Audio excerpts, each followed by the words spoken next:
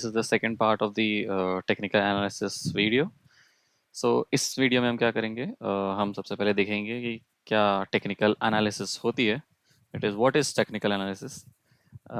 Technical analysis कुछ भी नहीं है, बस एक एनालिसिस है जिसमें क्या करते हैं हम पास्ट में जो डेटा हमारे पास है उसको एनालाइज करके हम फ्यूचर प्रिडिक्ट करते हैं किसी भी स्टॉक का. फॉर एग्जांपल XYZ एक स्टॉक है, उसके पास्ट में जो डेटा प्रेजेंट है उसमें वॉल्यूम कितना था, कितना प्राइस ट्रेड हुआ, क्या हुआ, उस चीज़ को हम एनालाइज करते हैं एंड हम प्रिडिक्ट करते हैं कि फ्यूचर में क्या उसका प्राइस हो सकता है, क्या उसका ट्रेंड हो सकता है and all of it. This is all about technical analysis. Now अब हम बात करेंगे कि टेक्निकल एनालिसिस में तीन एजम्पशंस होते हैं. First is market discounts everything. Second is price moves in trends. Third is history repeat itself. ये तीन हमारे एजम्पशन है जो कभी भी ट्रेड करते हुए या फिर स्टॉक मार्केट को एनालाइज करते हुए हमें एज्यूम करने होते हैं.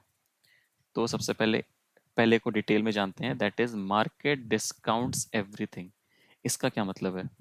इसका बेसिकली मतलब ये है कि फॉर एग्जांपल XYZ एक स्टॉक है.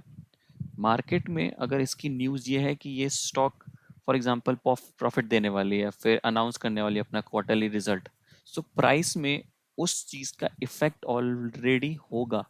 दैट मीन्स उस प्राइस को तुम्हें ये कंसिडर नहीं करना है कि ये रिजल्ट अनाउंस हुआ तो इसकी वजह से वो फॉल होगा, बट ऑलरेडी वो एडजस्ट हो चुका है उस न्यूज़ के अकॉर्डिंग. दैट मीन्स मार्केट ने प्राइस को डिस्काउंट कर दिया है उस रिजल्ट के बेसिस पे.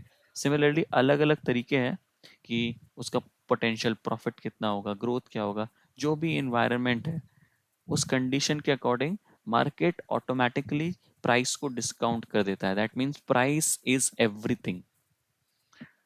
Now next is price moves in trend. इसका मतलब है कि प्राइस कभी भी रैंडमली मूव नहीं करेगा. प्राइस का एक फिक्स्ड पैटर्न है.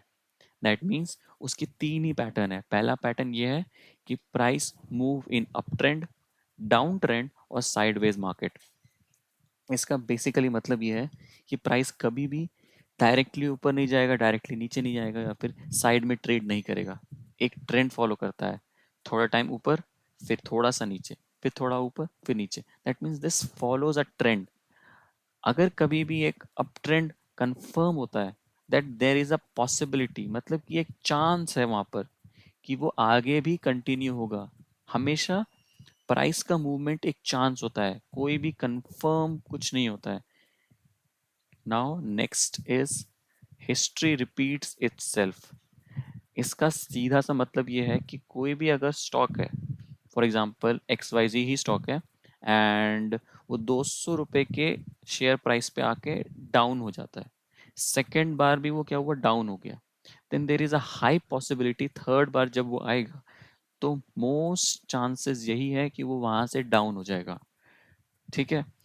देयर मे बी कंडीशन जहां पर वो उस पॉइंट को ब्रेक करके ऊपर चला जाए, but according to this assumption, history अगर वो रिपीट कर रहा है तो चांसेस आर 70-30. 70% चांसेस होंगे कि वहां से वो वापस फॉल कर जाए एंड 30% चांसेस होते हैं कि वो वहां से राइज कर जाए. अगर हमें स्टॉक मार्केट में ट्रेड करना है तो तीन एजम्पशन ये अपने दिमाग में बैठा लेने होंगे.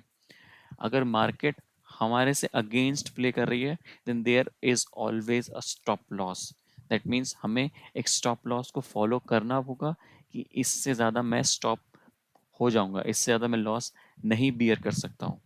सो अगर ये तीन एजम्पशन तुम दिमाग में रखोगे, then it become very easy to understand technical analysis. That's all for this video. I will continue learning, teaching this technical analysis to you in the further videos. Till then, bye bye.